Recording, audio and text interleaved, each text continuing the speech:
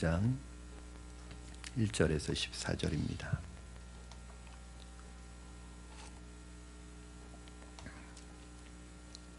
누가복음 2장 1절에서 14절까지의 말씀을 우리 1절부터 14절까지 한 절씩 교독하시고 14절 말씀 합독하겠습니다. 누가복음 2장 1절부터 14절입니다. 그때에 가이사 아구스도가 영을 내려 천하로 다 호적하라 하였으니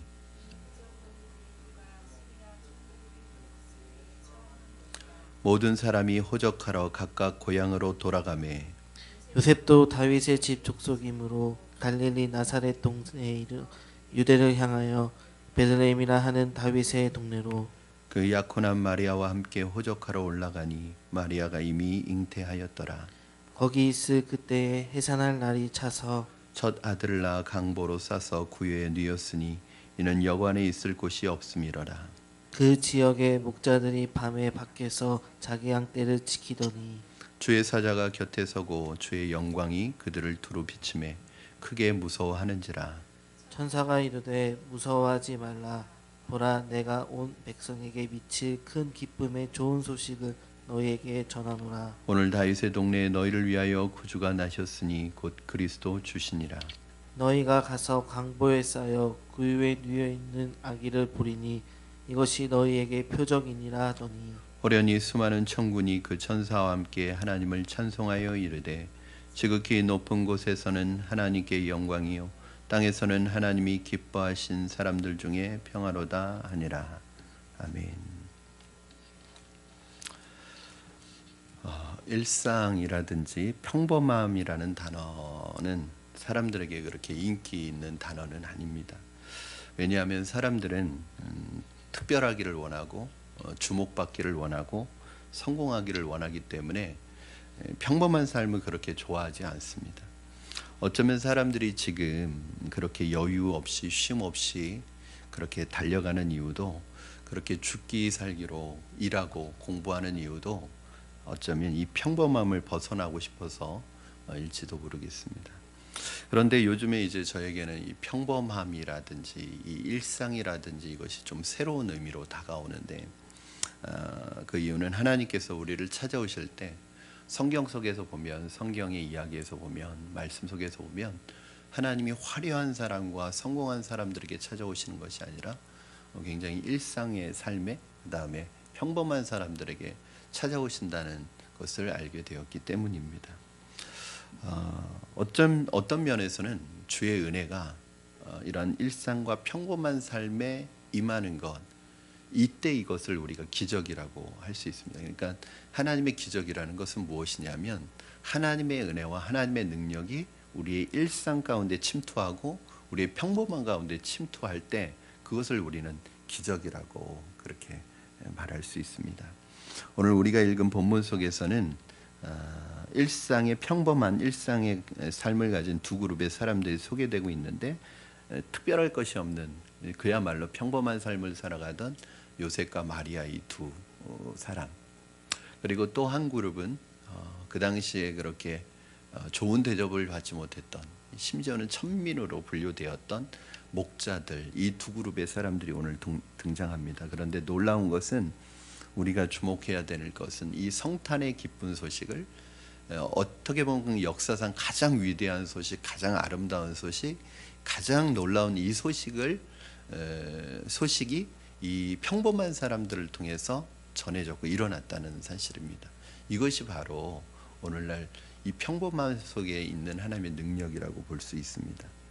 그러므로 오늘 우리 말씀을 통해서 이 평범함이 얼마나 하나님의 은혜 속에서 소중하고 귀한 것인지를 배우고 우리가 평범함 속에 살아가는 것이 얼마나 하나님의 놀라운 은혜인지를 배우고 하나님의 이 임재라는 것과 또 이 평범함이라는 것이 어떻게 서로 연결되고 의미가 있는지 우리 세 가지로 한번 살펴보기로 하겠습니다.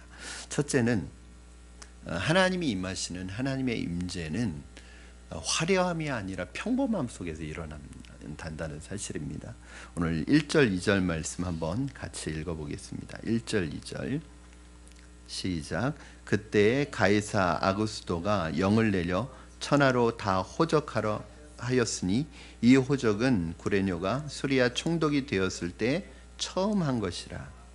누가는 먼저 역사적인 상황에 대해서 설명하는데 이 역사적인 상황은 굉장히 중요합니다. 누가복음이 가진 가치 중에 하나는 이것이 하나님의 말씀이라는 가치도 있지만 더 중요한 가치는 무엇이냐면 바로 이 하나님의 말씀을 당시의 그 시대적인 세상의 역사와 연결해서 말씀하고 있다는 것입니다. 이게 왜 중요하냐면 예수 그리스도의 탄생이라는 것이 다른 종교들에서처럼 어떤 신화나 그 신들의 신화가 아니라 바로 실제로 이 세상 속에 임했던 역사적인 사실이라는 사실을 보여주는 것이기 때문에 굉장히 중요한 역할을 해주는 것입니다. 누가는 굉장히 방대한 스케일로 이해합니다. 처음에 시작할 때 이 말씀을 로마 제국의 황제의 이름을 거론하면서 그 이야기를 시작합니다. 당시 그 세상에서 가장 절대적인 강력한 힘을 가지고 있었고 이 절대적인 힘의 중심에 서 있었던 이 사람의 이름을 거론하면서 이 사람이 그 로마 제국에 있는 사람들에게 모든 모든 아주 막강한 영향력을 미칠 수 있었던 이 사람의 어떤 결정을 이야기하면서 시작을 합니다. 그 결정이 그런데 성경은 로마 황제의 그 결정이 무엇이냐에 별로 관심이 없습니다. 그러니까 로마 황제가 어떤 결정을 내렸느냐보다도 더 성경이 관심을 가지고 있는 것은 무엇이냐면 바로 이 평범한 사람들이 어떻게 하나님의 말씀을 따라 움직이고 있느냐를 보여줍니다. 그러니까 로마 제국의 황제에게 성경은 관심을 가지지 않고 그의 결정에 관심을 가지지 않고 바로 평범한 사람과 장소를 향하고 있습니다. 3절 4절 말씀 우리 한번 같이 읽겠습니다. 3절 4절 시작. 모든 사람이 호적하러 각각 고향으로 돌아가매 요셉도 다윗의 집 족속이므로 갈릴리 나사렛 동네에서 유대를 향하여 베들레헴이라 하는 다윗의 동네로. 심지어는 그 황제의 결정마저도 하나님이 인도하시는 이끄시는 이 평범한 사람들이 이루어가는 위대한 역사를 돕는 데 쓰여지고 있습니다. 누가의 시선은 점점 좁히고 있습니다. 로마에서 수리아로, 갈릴리에서 나사렛으로 이렇게 점점 장소를 좁혀가고 있습니다. 로마 황제에서 바로 평범한 무명의 사람이었던 요셉이라는 이 한 사람에게로 그 시선을 좁혀가고 있습니다. 이게 하나님의 관심입니다. 세상의 관심은 힘 있는 사람이, 권력 있는 사람들이 어떤 결정을 하느냐는 세상의 관심이지만 하나님의 관심은 그 세상에 어떤 막강한 힘을 가진 사람이 가지고 있는 그 결정이 아니라 평범한 하나님의 사람들이, 평범한 하나님의 종들이 하나님의 말씀에 어떻게 순종해가는, 이것이 바로 하나님이 관심 있는 역사입니다. 이 사람에게 세상을 흔들 만한 지위도 강한 힘도 없었습니다. 요셉은 그저 평범한 일상을 살아가던 한 인물이었습니다. 또 구세주의 탄생 소식을 알리는 메신저로 쓰임받는 사람이 바로 오늘 누가복음 2장 8절에서 10절 말씀에 나타나는 이 목자들입니다. 우리 8절에서 10절 말씀 한 목소리로 같이 읽도록 하겠습니다. 그 지역의 목자들이 밤에 밖에서 자기 양떼를 지키더니 주의 사자가 곁에 서고 주의 영광이 그들을 두루 비치매 크게 무서워하는지라. 천사가 이르되 무서워하지 말라. 보라, 내가 온 백성에게 미칠 큰 기쁨의 좋은 소식을 너희에게 전하노라. 아멘. 왕의 탄생, 그것도 평범한 왕이 아니라 인류를 죄에서 구원할 하나님의 아들인 메시아의 탄생을 처음으로 마주한 사람이 누구인가? 바로 목자였습니다. 여러분, 우리가 요즘에 볼 때 이 목자라고 하면 굉장히 좋은 이미지이잖아요. 근데 당시로서는 이 목자라는 직업은 굉장히 천민으로 분류되던 굉장히 천한 직업이라고 했다고 합니다. 그러니까 이 인류의 구원자 되신 왕의 탄생을 알리는 첫 번째 메신저로 쓰임 받았던 사람이 누구냐면 바로 이 목자들이라는 거예요. 왕과 천민, 이 잘 어울리는 조합은 아니잖아요. 그것도 하나님의 아들인 메시아를 알리는 그 첫 번째 메신저로 하나님 앞에 쓰임받고 그 소식을 가장 먼저 전해들은 사람이 바로 가장 천한 삶을 살아갔던 목자들이었다는 사실이에요. 그런 생각을 할 수 있습니다. 왜 하나님은 그의 아들이신 예수를 보내실 때 가장 평범한 남녀를 통해서, 가장 가난한 남녀를 통해서 보내셨을까? 왜 하나님은 그의 아들이신 예수님을 보내실 때 왜 가장 낮고 천한 장소로, 지역으로 보내셨을까? 왜 하나님께서는 그분의 탄생을, 그분의 아들의 탄생을 맞이하는, 영접하는 첫 번째 사람들을 가장 천한, 또 천민으로 분류되었던 그런 사람들에게 이런 좀 볼품없는 그런 영접을 받게 하셨을까? 누가가 묘사하고 있는 것은 바로 그것입니다. 오늘 주제처럼 바로 그리스도의 삶 자체가 모든 이들, 특별히 잃어버린 사람들, 그리고 가난한 사람들, 소외된 사람들, 어쩌면 대다수의 그 당시에 평범한 삶을 살아가고 있는 그 사람들의 은혜와 자유와 해방을 가지고 오신 분이기 때문에 그분의 삶이 거기서부터 시작되는 것입니다. 이것이 평범함의 놀라운 진리입니다. 우리의 예상대로라면, 우리의 상식으로라면 왕궁에서 대접받으면서 화려한 옷을 입고 화려한 장소에서 태어나셨어야 하는 그 하나님의 아들이 가장 낮고 천한 곳으로 오셨다는 것 자체가 바로 임재에 있어서 굉장히 중요한 인사이트를 우리에게 제공해 줍니다. 즉 가난하고 평범하지만 자신에게 주어진 일상의 삶을 살아가는, 성실하게 살아가는 사람에게 바로 하나님이 임재하시는 것입니다. 언제부턴가 우리 가운데 그리스도를 내 인생의 성공의 도구로 사용하려는 그러한 경향이 누군가에게 있을 수 있습니다.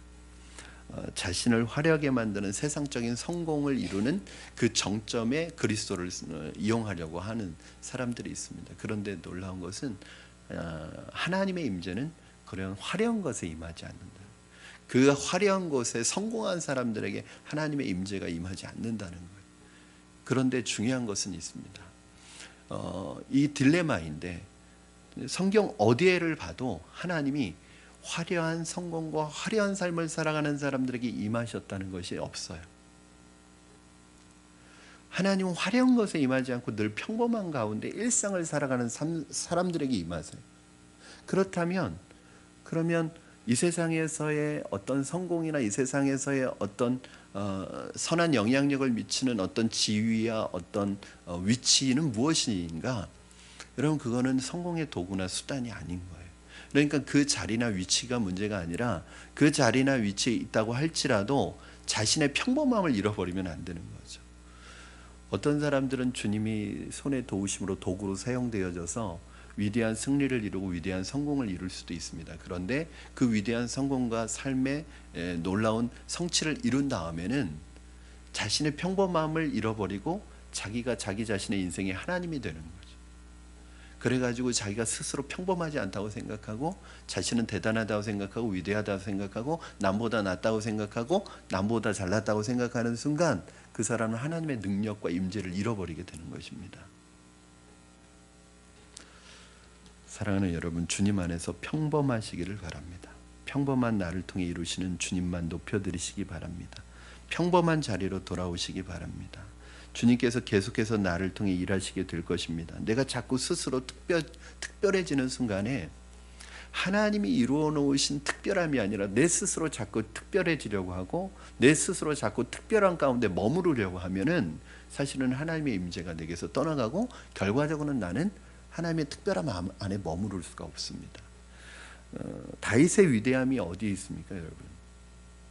다윗은 대표적으로 세상적으로 보면 아주 좋은 위대한 위치에 성공한 삶이라고 할 수 있습니다. 그런데 다윗의 장점이 어디 있냐면 그는 왕이지만 자기가 왕이라고 생각하지 않았어요. 자기가 이스라엘의 왕이었지만 다윗의 마음에는 자기는 항상 하나님이 이스라엘의 왕이고 자기는 이스라엘의 하나님의 목동이라는 마음을 가지고 그 정치를 했던 사람이, 그게 다윗의 삶의 비결이었습니다. 왜냐하면 다윗은 평범한 사람이었잖아요. 목동이었잖아요. 아무것도 없는 사람이었잖아요. 그런데 하나님의 손에 붙들려 쓰임 받음으로 말미암아 평범한 사람에게 임하신 하나님으로 말미암아 그 왕이라는 위치에서 쓰임 받고 있는 도구, 하나님의 사역의 도구, 사명의 도구가 되었을 뿐이지 다윗이 특별한 사람이었기 때문은 아니란 말이죠. 그런데 다윗은 그걸 잘했어요. 자기가 늘 왕에 있으면서 내가 이 땅의 왕이다라는 어떤 그러한 정체성을 가지고 살지 않고 늘 자기는 목자다, 목동이라는 생각을 가지고 살았어요. 그런데 다윗이 자기가 이 나라의 왕이 아니라 목자라는 인식을 잃어버렸던 때가 한 번 있었습니다. 그게 뭐냐면 밧세바를 범하는 사건. 이거는 자기가 이 땅에 그런 군주라고 생각했을 때 벌어진 실수예요. 언제든지 우리는 그렇게 될 수 있습니다. 여러분, 우리가 주님 안에서 특별한 것이지 내 스스로 특별한 것은 아닙니다. 주님이 나를 특별한 존재로 만들어주시고 나를 높여주실 때 특별한 것이지 내가 스스로 내 노력으로 높아진 것이 아니에요. 그러니까 항상 우리 의식해야 돼요.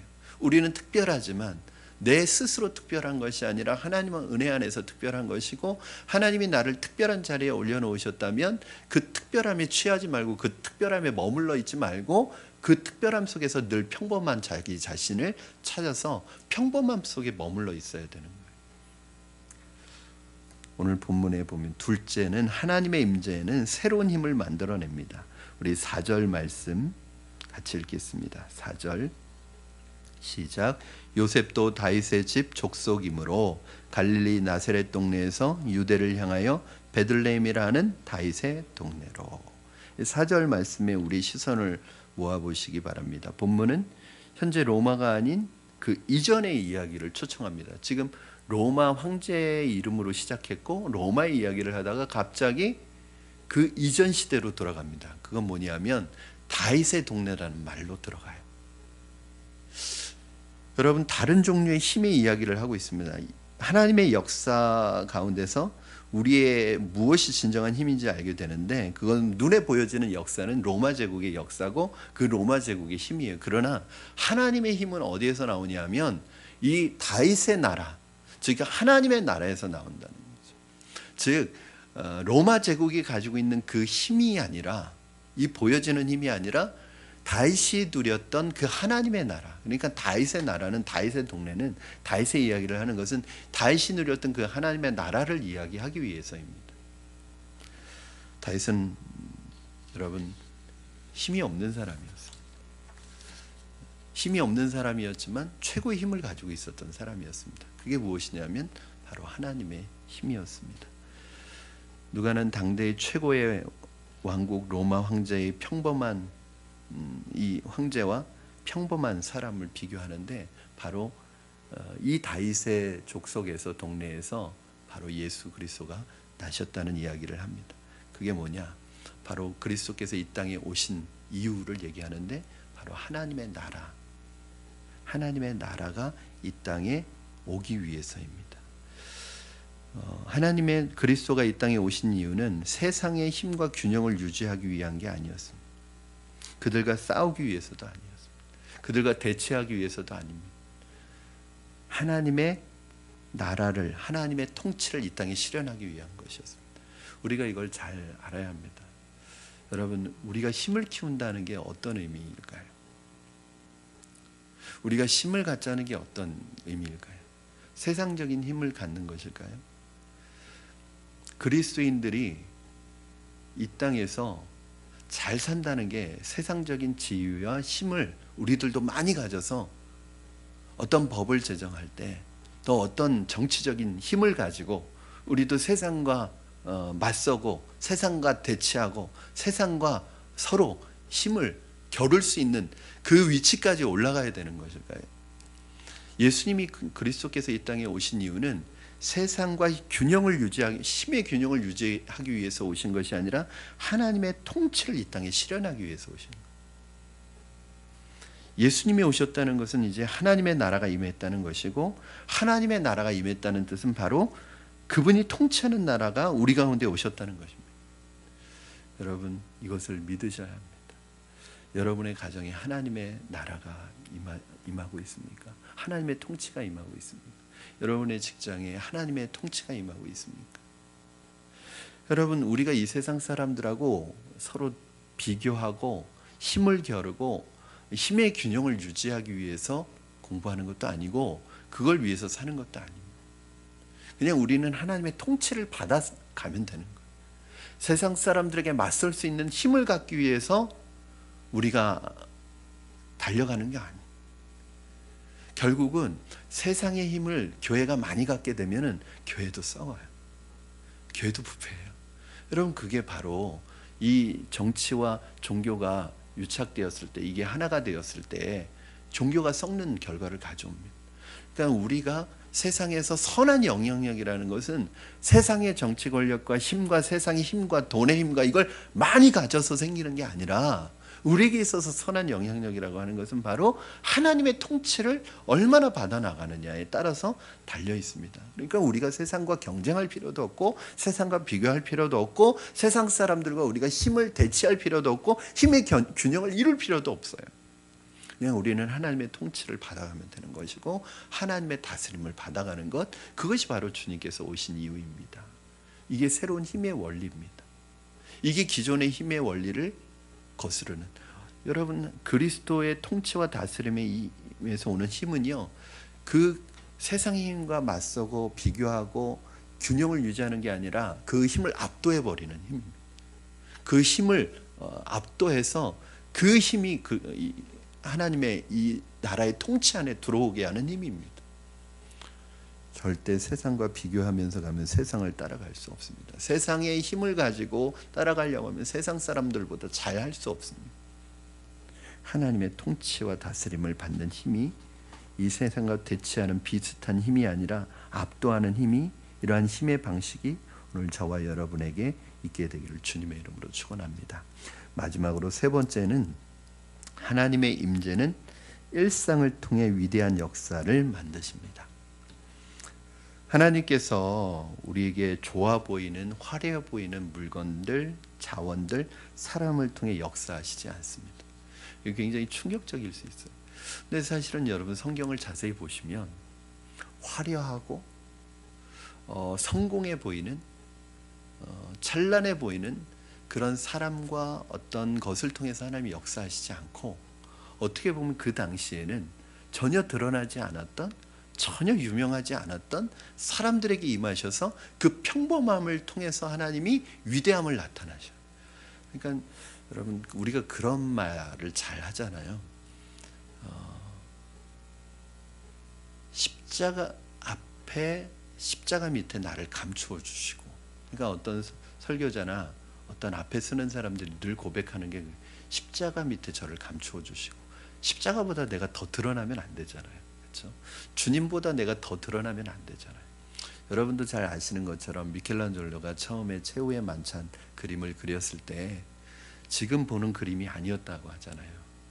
그 잔을 들고 있는 그 모습이, 그 잔이 너무 진짜 생생한 잔같이 보여서 오히려 그 잔이 보이더라는 거예요. 예수님이 안 보이고 오히려 그 잔이 더 부각되어 보이더라는 거예요. 그래서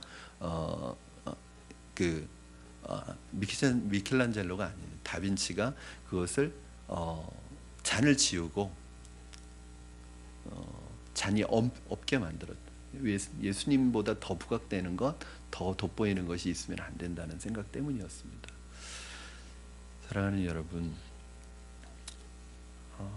하나님께서 왜 평범한 사람들, 우리 일상의 평범한 사람들을 통해서 일하실까요? 너무 화려한 사람들, 너무 성공한 사람들, 이 사람들에게 있어서 가장 큰 문제는 뭐냐면 자기가 자기 스스로 자신의 성공을 이루었다고 생각을 합니다. 심지어는 바울은 자기가 가지고 있었던 세상적인 힘과 그가 쌓아올렸던 모든 것을 배설물로 여겼다는 거예요. 여러분, 이 배설물이라는 표현을 보시면 이게 뭐냐면 바울이 그렇게 표현을 해로 여겼다는 거예요. 그러니까 이것이 있어도 그만 없어도 그만이 아니라 오히려 자기가 예수님의 역사를 나타내고 하나님의 역사를 나타내는데 오히려 이게 장애의 요소가 된다는 거예요. 다윗도 그랬습니다. 우리도 그렇습니다. 언젠가 제가 말씀드렸던 것처럼 제가 한 그 선수의 말 인용해서 그 박지성 선수라는 그 선수의 말, 그 선수를 저는 굉장히 좋아합니다. 제가 뭐 축구를 좋아하기도 하지만 정말 자기 관리가 철저한 사람입니다. 그리고 그 은퇴하고 나서도 이 행보를 보면 참 아름다운 청년이, 그때는 청년이었죠. 청년이었어요. 한참 그가 인기 절정에 있을 때 인터뷰를 하는데 뭐라고 얘기를 하냐면, 저는 축구를 잘하고 싶지만, 축구 선수니까 당연히 축구 잘하고 싶죠, 그렇죠? 근데 축구를 잘하고 싶지만 저는 유명해지고 싶지는 않습니다. 그런 말을 했어요. 굉장히 이상한 말이에요.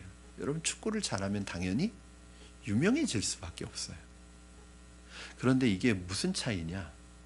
유명해지는 것이, 축구 잘해서 유명해지는 것이 목적인 사람은 유명해지는 순간 타락하게 돼 있습니다. 그 사람은 물러나게 돼 있고, 그 사람은 거기에서 더 이상 아름다운 삶을 살아갈 수 없는 사람이 됩니다. 그런데 이 박지성 선수는 축구는 잘하고 싶지만 유명해지고 싶지 않다. 유명해져요. 유명해졌어요. 그런데 항상 그 마음으로 있는 거예요.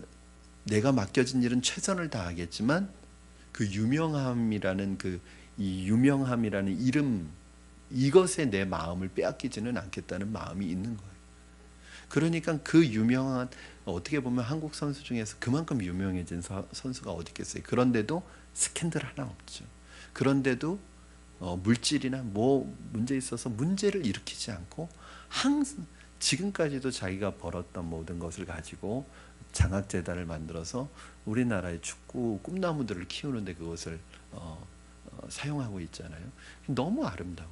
아마 저는 지금의 그 모습은 옛날에 한참 인기 있었을 때 그 말에 책임을 지고 있는 거라는 생각이 들어요. 저도 그렇습니다, 여러분. 저도 목회를 잘하고 싶지만 유명한 목사가 되는 거는 두려워요. 유명한 목사가 되고 싶지는 않아요. 제가 목회를 하는 이유가 유명해지기 위해서 하는 것도 아니고 유명한 목사가 되기 위해서 하는 것도 아니에요. 그러나 목회는 잘하고 싶어요. 왜냐하면 그건 저에게 맡겨진 사명이니까. 이 마음 가지고 있어야죠.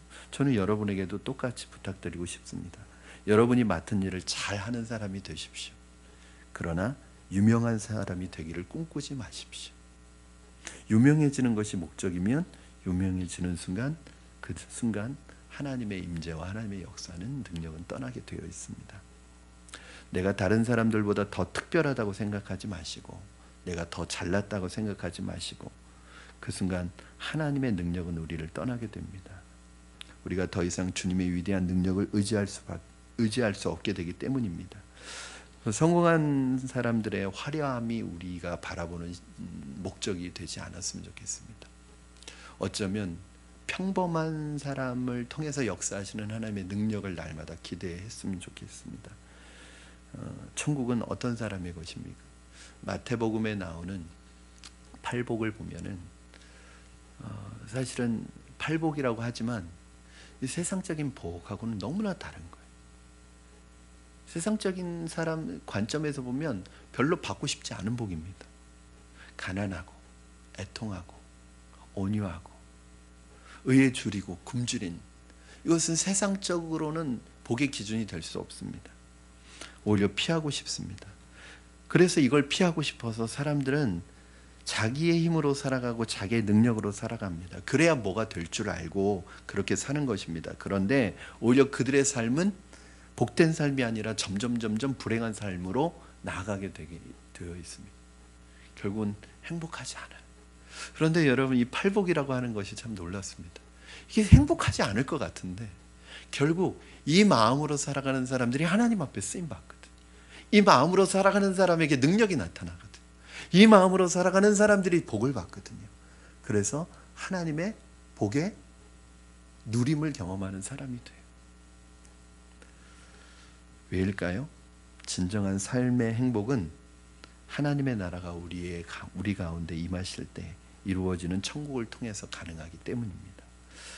예수 그리스도는 지극히 일상적인 모습으로 우리 가운데 찾아오셨습니다. 성탄이라고 할 때 사실은 화려함보다는 굉장히 초라함이 성탄의 본질이에요. 그렇죠? 화려한 불빛도 없었고 가장 누추하고 천한 곳에, 아무도 알아주지 않는 곳에 예수님이 오셨어요. 그게 예수님의 탄생이고 예수님의 평범한 속에 임하신, 저는 그것이 맞다고 생각해요. 하나님은 어디에 임하시는가? 어떤 면에서는 초라한 곳에 임하시고 평범한 곳에 임하세요. 그러면 하나님의 임재를 경험하기 위해서 내 삶이 어떤 삶이 돼야 되는가? 하나님 앞에서 평범함을 잃어버리면 안 되고, 초라함이라는 표현을 좀 바꿔서 생각해 보면 심령의 가난함을 잃어버려서는 안 되는 것입니다. 하나님의 임재가 그렇게 일어났기 때문입니다. 하나님은 이러한 상황에서 우리를 자신의 도구로 사용하십니다.